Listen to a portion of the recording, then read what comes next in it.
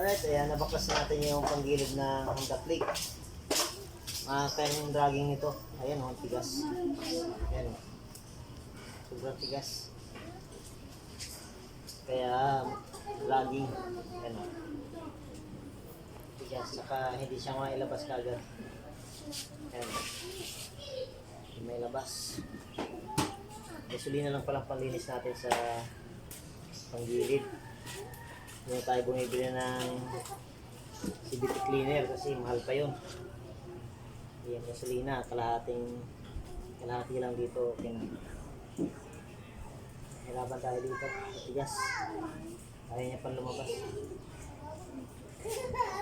Matagal na ata itong hindi na palinisan kaya ayaw pang lumabas ng kanyang clutch lining.